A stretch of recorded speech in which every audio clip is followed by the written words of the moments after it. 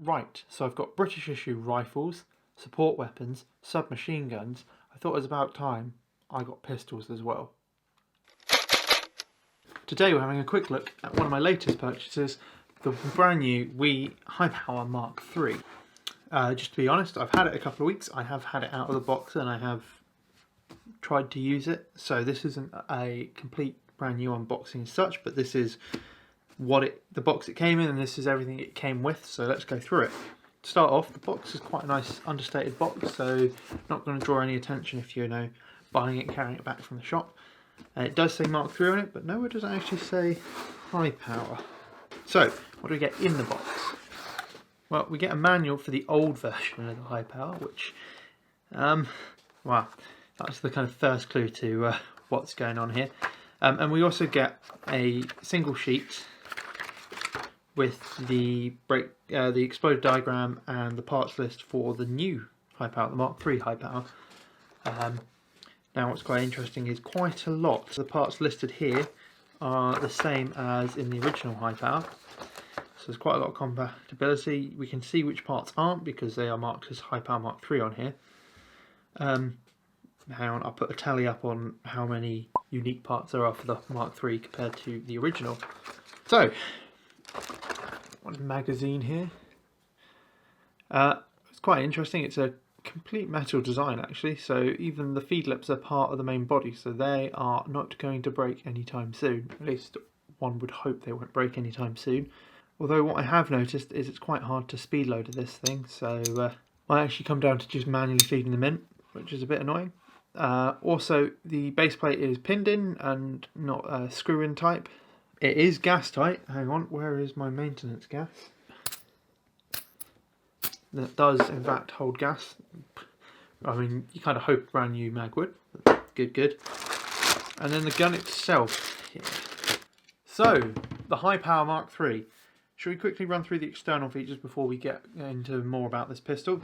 Starting at the front, we do have an internal style thread. I believe these are the 12mm threads, so we can add in muzzle devices such as suppressors, although be aware this is pretty sure a tilting barrel. Yeah, it is a loose barrel, so putting a heavy weight on the front may interfere with the function of the gun. We have a slide lock, slide release, takedown pin combination here.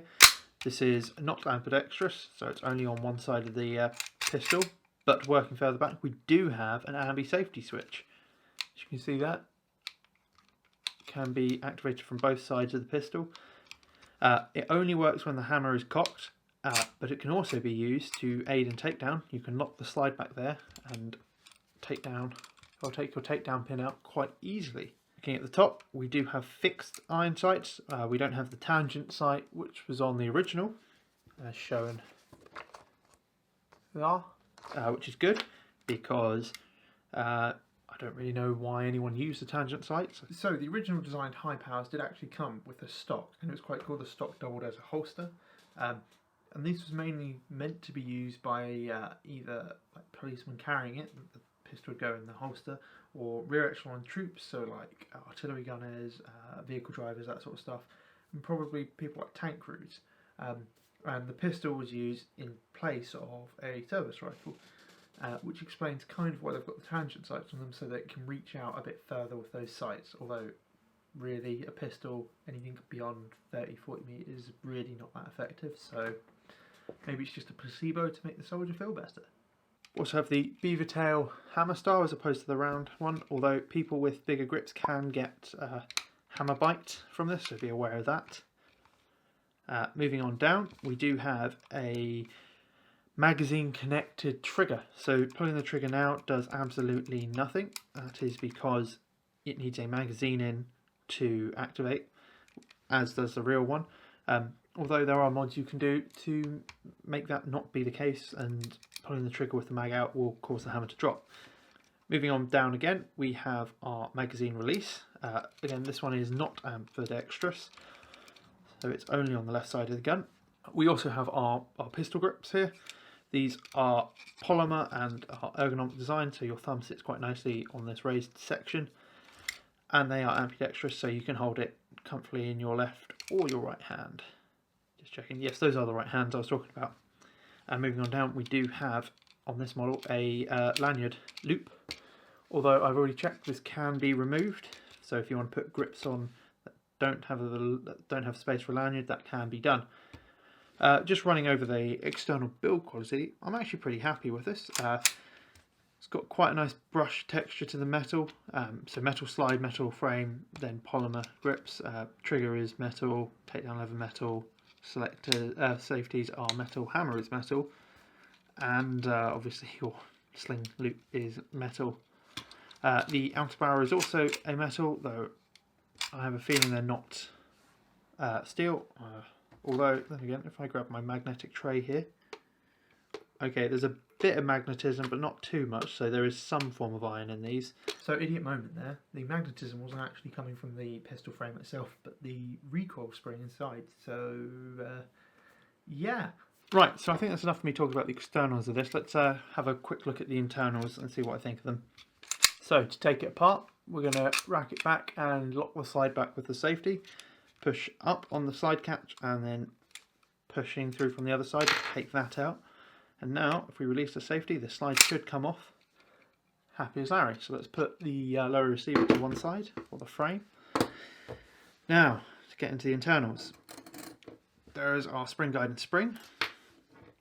And then I can't for the life of me get the outer barrel out of it, but you can take the inner barrel and hop assembly. Yes, this does have hop out of the outer barrel. Now I'm fairly sure I can somehow remove this grey plug here and take the outer barrel out, but I don't need to at the moment, so we'll leave that be. So let's have a look at this hop unit, because I'm quite interested by this. It's looking like it's adjusted by that small brass screw there, but let's tear this down a bit further and actually look inside it.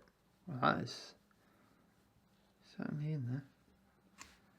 Oh wow, interesting. Oh, very interesting. So aftermarket compatibility with this is going to be very limited, because this is not your standard type of gas blowback barrel.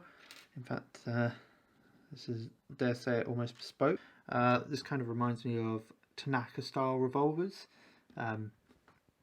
but this is not your standard gas barrel and gas hop rubber.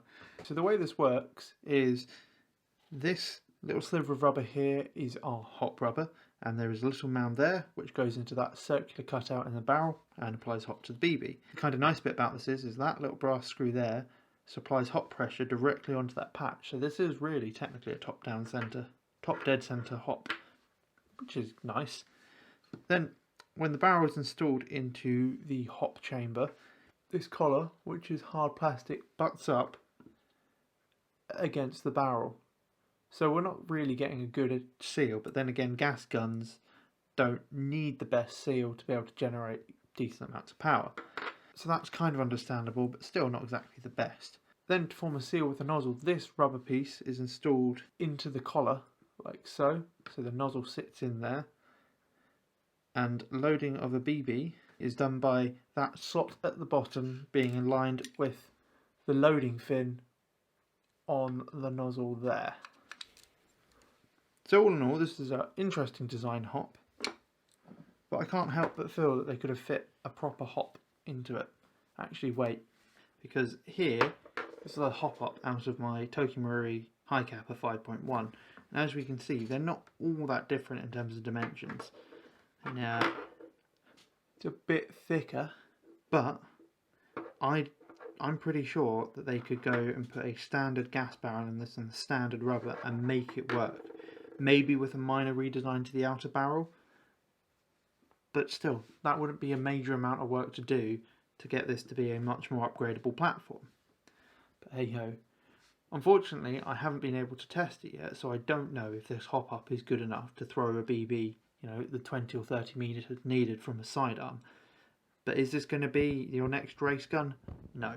Right, so we've looked at the slide so far, and apart from it being weird and quirky, I don't see anything that would really make this pistol too unusable as that a pistol and not a primary gun to run. So now let's take a look at the lower receiver and see if that is the same. And I can already tell you it's not, unfortunately. or at least my one is not. So originally this video you're watching now was going to be a live stream, and was for about 10 minutes before YouTube killed it. Turns out YouTube no longer allows firearms or realistic looking imitation firearms to feature on live streams, and I kind of understand why. But anyway, before doing that live stream, I thought I'd just get this out quickly and put a couple of rounds through and make sure it A, worked, B, try and get a chrono reading, and see if it can, you know, send a BB 10 to 15 metres, the length of my garden, just see if it's somewhat functional. And it did work. It worked for 5 rounds. And then I put some more BBs in the mag and regassed it, put it in. And as I put the mag in, the gun fired and then refused to fire anymore.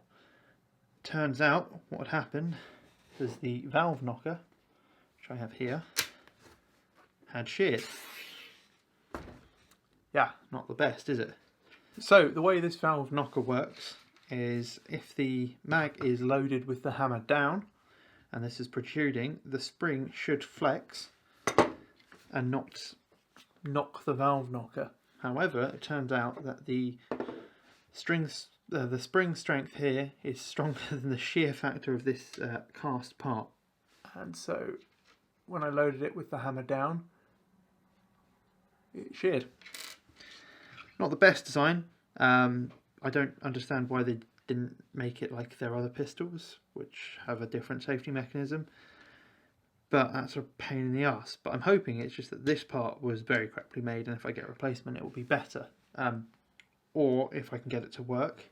Here's a 3D printed version that I want to try. Hopefully get them machined out of a better material so that they don't do that. Now, one of the things I want to do with this pistol is convert it so it's a bit of looks a bit more like an earlier issue Hi Power. So I want this pistol, I want this pistol to look more like a earlier version of the Hi Power than the Mk3. So first things first, we need to get rid of these grips. So I went onto the internet and found this. These are some nice wooden grips for a Hi Power. So let's see if they fit the WE Tech. Start with this side. Well, no, these don't have a cutout for the lanyard loop, so that's not going to fit.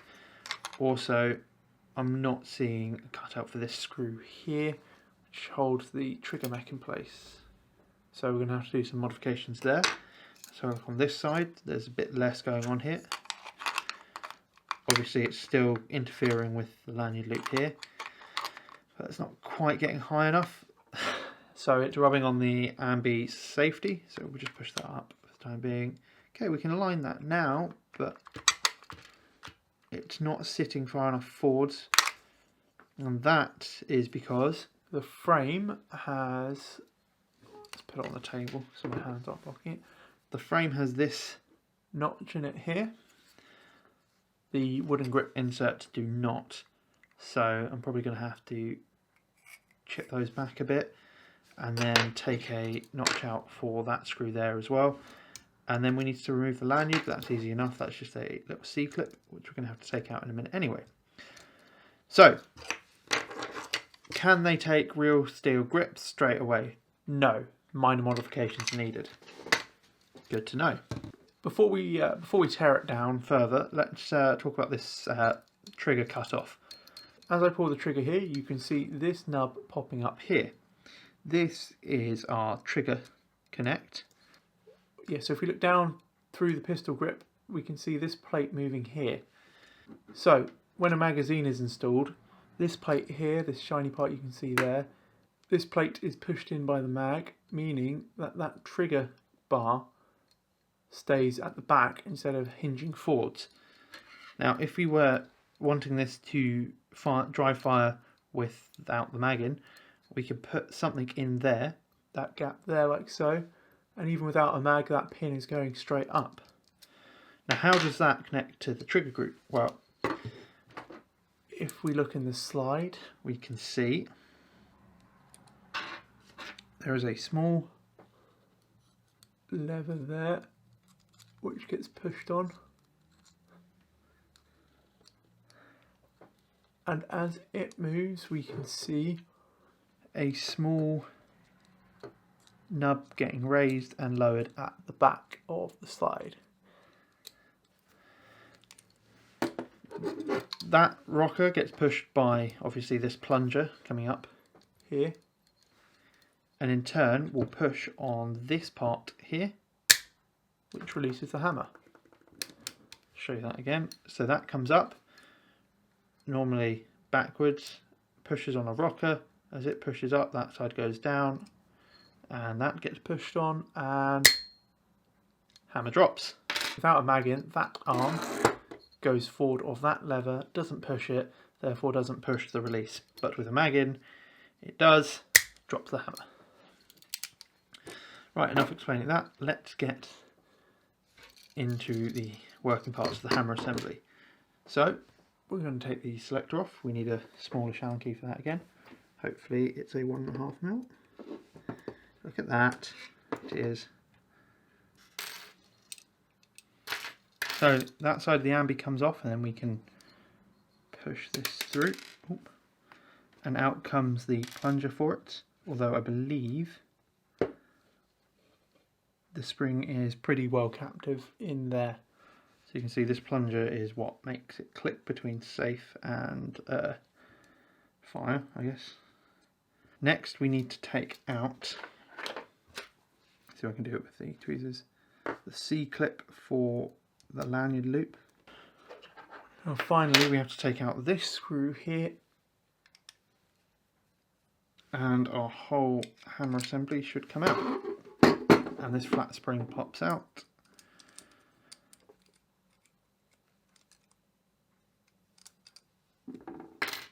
And then we can, with great effort, release this kind of back strap which puts tension on the hammer spring, and that is our assembly starting to come apart. So our hammer is actually loose in there. The hammer rotates around our safety bar, but it's still held in place by a couple of other pins. So let's take these pins out.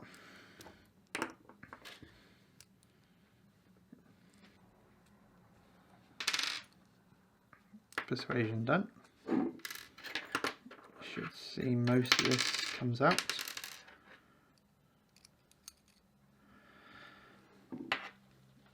So here is our hammer assembly. This is the tension that pulls the spring. This is the spring that pulls the hammer forwards. This is our hammer release plate. I think this is the accidental strike safety, so it stops the hammer dropping, but it's overcome by higher spring tension, because this is actually pushed in place by a spring in the mag, which is interesting. And then finally left in here is our valve knocker, which is one of my 3D printed versions, which we can then just push out. So, what do I think of it so far? Well, I like the external quality of it. It feels pretty alright. I mean, it's going to scratch up fairly easily, but it is a nice blank base, so if you do want to get it properly marked up with, you know, L9, A1, Fabrique Nationale, all that stuff, it is a good base for that. Is it going to be a good skirmish weapon? Well, jury's out really, but looking at it, that really weird hop unit, that's not going to be good. That really easy to break valve knocker, at least that initial one, that's not good. So I don't think this is going to be replacing a decent high capper anytime soon. But if you're looking for a pistol to fit a loadout, namely British service pistol from 1940 through to 2010, the high power is probably the choice to go for. If you're looking to build a loadout with a high power, this is going to be the most readily available one. Is it going to be a good gun? Probably not. But if it's mainly as a holster filler, it's 100 quid and a bit of change. So, is it worth it? Really, that's up to you to decide. I'm a bit annoyed mine broke straight away. Well, I'm actually quite annoyed mine broke straight away. But this is mainly going to be a holster filler to say, hey look, I have an SLR or I have a Sterling, and what sidearm am I using? The high power to go with it. So, once I get that new part, expect more videos to come out looking at this, seeing if I can get it to actually work, and if so, what kind of performance I can get out of it. But until then, thank you very much for watching. If you haven't already, consider subscribing to the channel to see more of me, reviewing things badly, this, breaking things, this, or sucking at gameplay, which this will no doubt help me do. And also, I do have an Instagram account and a Facebook page, English Kiwi Airsoft. Check them out. There's a bit more information going up on those every so often, posting behind the scenes, looking at stuff I'm doing. But hey, until the next video, I'll see you all soon. Stay safe.